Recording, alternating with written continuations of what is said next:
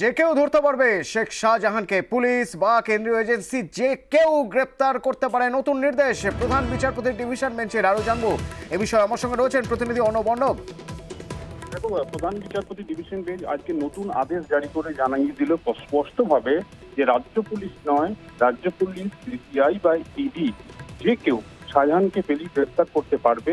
এবং এক্ষেত্রে রাজ্যের যে যুক্তি ছিল যে নেজার থানা যে দুটো মামলার প্রেক্ষিতে শাহজাহান মূল অভিযুক্ত, সেই মামলার প্রেক্ষিতে গ্রেপ্তার করতে রাজ্য পুলিশ পারবে কিনা সেটা আদালত ব্যাখ্যা করুক। কারণ ইতিমধ্যেই 7ই ফেব্রুয়ারির নির্দেশে এখানে কিন্তু অন্তর্বর্তীস্থগিত দিয়েছে প্রধান বিচারপতি ডিভিশন বেঞ্চ। প্রধান বিচারপতি জানান, এই রাজ্য সরকার গত 4 বছরে ওই সন্দেশখালীতে প্রায় 42টা মামলা চার্জশিট হয়েছে, যেখানে একাধিক জায়গায় শাহজাহান অভিযুক্ত রয়েছে, সেগুলো আদালত পরে তার জরিপ করবে বলে আদালত আগেই জানিয়েছে। এই অবস্থায় শাহজাহানকে গ্রেপ্তারের কোনো বাধা নেই, আগেই জানিয়েছিল আদালত। আজকে নতুন করে জানাচ্ছে রাজ্য পুলিশের ওই মামলার প্রেক্ষিতে বা অন্য কোনো মামলার প্রেক্ষিতে শাহজাহানকে গ্রেপ্তার করতে কোনো আইনি অন্তরায় নেই। রাজ্য পুলিশ চাইলে তাকে গ্রেপ্তার করতে পারে। এক্ষেত্রে রাজ্য পুলিশ গ্রেপ্তার করলে বিভিন্ন নথি বিকৃত হতে পারে, তথ্য লোপাট হতে পারে, এই আশঙ্কা করে ইডির তরফে আদালতের নালিশ ঠোকা হয়। সেই নালিশের প্রেক্ষিতে এই গ্রেপ্তারের যে পরিধি, অর্থাৎ একদিকে রাজ্য পুলিশ, একদিকে কেন্দ্রীয় এজেন্সি সিবিআই বা ইডি, প্রত্যেককে চাইলে গ্রেপ্তার করতে পারে শাহজাহানকে। এই নতুন আদেশ আজ জারি করলো প্রধান বিচারপতি টি.এস. নামের ডিভিশন বেঞ্চ। এবং একই সঙ্গে রাজ্য পুলিশ এত পারদর্শী, যারা অভিযোগপত্র পাওয়ার আগে এফআইআর এর ভিত্তিতে গ্রেপ্তার করছে বলে তিনি দেখেছেন গতকাল। এছাড়াও সকালে অভিযোগ করলে বিকেলে গ্রেপ্তার হয়। যে পুলিশ গ্রেপ্তার করে সেই পুলিশ কেন শাহজাহানকে গ্রেপ্তার করতে পারছে না? একজন জেলা পরিষদের যিনি প্রতিনিধি, জনপ্রতিনিধি, তার কি কোথাও একটা আইনি অধিকার জন্মে যায় যে তিনি জনপ্রতিনিধি হওয়ার কারণে তিনি আইনকে অবজ্ঞা করবেন, সেটাকে অসম্মান করবেন? তা সম্ভবত নয়। কাজেই যে নির্দেশনামা রয়েছে, যে নির্দেশনামার মডিফিকেশন, অর্থাৎ সেটার পরিবর্তে রাজ্য সেটার প্রয়োজন নেই।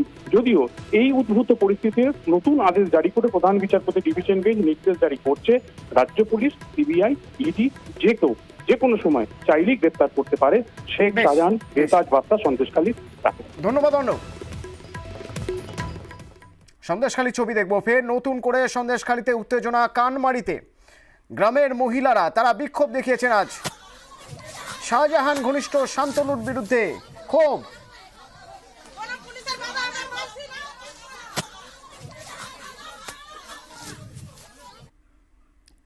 এই যে মাঠ দেখতে পাচ্ছেন, এই মাঠ দখল করে নিয়েছে শান্তনু জানা, এই অভিযোগ। আর সেই অভিযোগেই ক্ষোভ। শান্তনু জানাকে গ্রেপ্তার করার দাবি জানাচ্ছেন মহিলারা।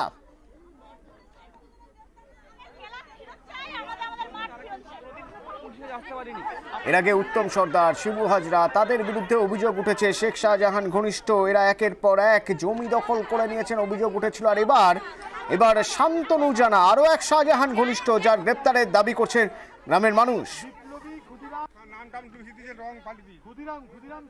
এবং এই যে ক্লাব, এই ক্লাবে ভাঙচুর করা হয়েছে, শান্তনু জানার ক্লাব। প্রতিনিধি উজ্জ্বল আমার সঙ্গে রয়েছেন। উজ্জ্বল, কে শান্তনু জানা? তৃণমূল নেতা শান্তনু জানা, উনি ওখানকার যে সভাপতি জানার স্বামী, তার সভাপতি জানাচ্ছে ওখানকার গ্রাম পঞ্চায়েত সদস্য। এবারে বিরুদ্ধে অভিযোগ যে খেলা ক্ষুদিরাম সংঘ, তার যে খেলার মাঠ, সেই খেলার মাঠ দখল করে সেখানে তারা মার্কেট করতে চাইছিলেন। এক, দ্বিতীয়ত তারা অভিযোগ হচ্ছে যে সরকারি প্রকল্পগুলো, সেই সরকারি প্রকল্প পাইয়ে দেওয়ার নামে তিনি টাকা চাইতেন, যদিও সরকারি প্রকল্প গ্রামবাসীরা পেতেন না অভিযোগ। এরকম বেশ কিছু অভিযোগ রয়েছে এবং ভেরি দখল করা ছাড়াও আরো বেশ কিছু অভিযোগ তার বিরুদ্ধে রয়েছে। দীর্ঘদিন ধরে এই অভিযোগ ছিল, কিন্তু এখন এই যে মাঠ আমরা দেখতে পাচ্ছি, একদিকে মাঠ দেখতে পাচ্ছি, পাশাপাশি আবার ক্লাব দেখতে পাচ্ছি, এই মাঠটা কি ছিল? মানে মাঠ কিভাবে দখল হয়েছিল? গ্রামবাসীরা কি অভিযোগ করছেন? গ্রামবাসীর অভিযোগ যে মাঠটা হয়েছে, সেই বাচ্চারা খেলত, কিন্তু সেই মাঠটা কারোর সঙ্গে কোনো কথাবার্তা ছাড়াই হঠাৎ করে বাউন্ডারি দেওয়া শুরু হয়।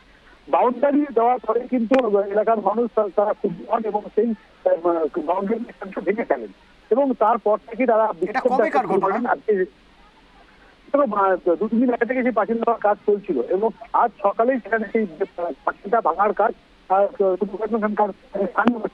এবং তারপরেই তারা ক্ষোভ দেখাতে শুরু করেন। এবং উজ্জ্বল একবার শুনবো গ্রামের মানুষ কি বলছেন, শুনবো। এই মাঠটা হলো বাচ্চাদের খেলা করার জায়গা, বড়দের খেলা করার জায়গা। ওরা এখানে মার্কেট করবে, এখানে একটা বাজারে মার্কেট আছে, সেই মার্কেটটাই চলে না।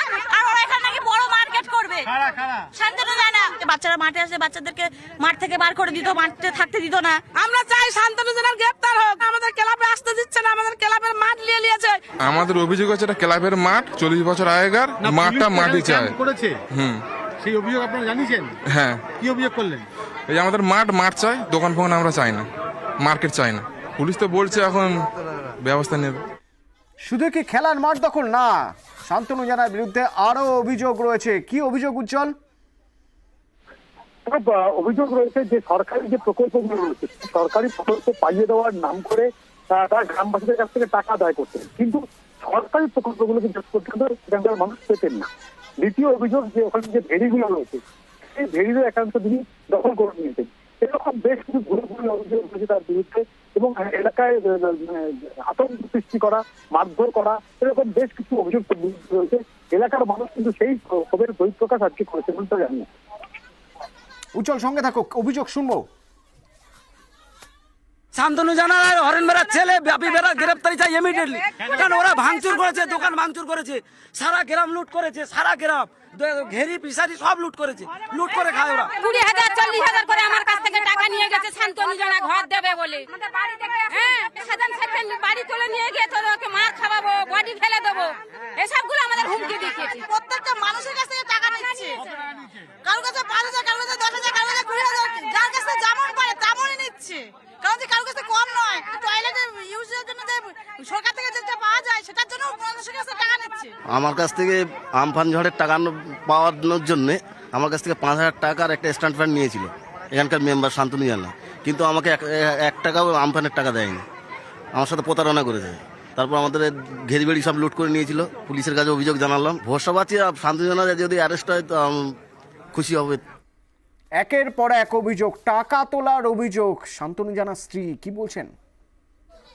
কোনো ঘরও ছাড়া হয়নি, আর জব কার্ডের যে টাকাটা সেটাও কিন্তু ছাড়া হয়নি। তাহলে কি করে আমরা খাচ্ছি?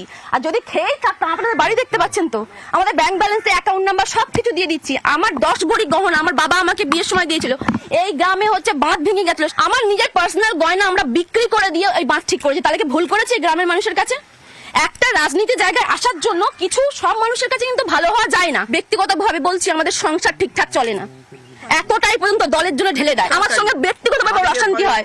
একবার আমি বাড়ি ছেড়ে চলে গেছিলাম এই অশান্তির জন্য, যে তুমি রাজনীতি ছেড়ে দাও। মানে কারা করছে অভিযোগ? বিজেপির লোকজন। শান্তনু জানা ব্যক্তিগতভাবে কোন রকম দোষের দোষী না। উজ্জ্বল আমার সঙ্গে রয়েছে। উজ্জ্বল, একটু জানতে চাইবো, এই যে অভিযোগ, এই যে ক্ষোভ, গ্রামের মানুষ রাস্তায় নেমে পড়েছেন, মহিলারা রাস্তায় নেমে পড়েছেন, এখানে কোনো অভিযোগ শোনার জন্য পুলিশ ক্যাম্প হয়নি? পুলিশ ক্যাম্প আজকে হয়েছে। আগে তাদের অভিযোগ যে পুলিশের কাছে গিয়ে থানায় গিয়ে কোনো লাভ হতো না। আজকে যে ক্যাম্প হয়েছে সেই ক্যাম্পেও কিন্তু মানুষ আসছেন এবং সেই অভিযোগ লিপিবদ্ধ করছেন। পুলিশ প্রশাসনের পক্ষ থেকে তাদেরকে জানানো হয়েছে যে কোনো অভিযোগ তারা জানাতে পারেন, নির্ভয়ে জানাতে পারেন, এবং যে অভিযোগ পাওয়ার সঙ্গে সঙ্গে তারা ব্যবস্থা নেবেন। সেই জন্য কিন্তু আজকে দেখছি প্রচুর মানুষ আসছে এবং তাদের যে অভিযোগ তারা লিপিবদ্ধ করছেন, সেই অভিযোগ তারা আশা করছেন যে খুব দ্রুত পদক্ষেপ করা হবে এই অভিযোগের ভিত্তিতে। ধন্যবাদ। কেন্দ্র খোলা হয়েছে, এখানে আপনারা অভিযোগ জমা দিতে পারেন। আপনাদের অভিযোগ খতিয়ে দেখে তদন্ত সাপেক্ষে আপনাদের ব্যবস্থা গ্রহণ করা হবে। আপনারা যে যার মতো চলে যান। যদি আপনাদের কোনো অভিযোগ থেকে থাকে, একটি নেজার থানা এবং রাজবাড়ী আউটপোস্টের পক্ষ থেকে পুলিশ সহায়তা কেন্দ্র খোলা হয়েছে, এখানে আপনারা অভিযোগ জমা দিতে পারেন। আপনাদের অভিযোগ গুরুত্ব সহকারে তদন্তপূর্বক ব্যবস্থা গ্রহণ করা হবে। এখানে লিখিত অথবা ভার্বালি ভাবে দিতে পারেন।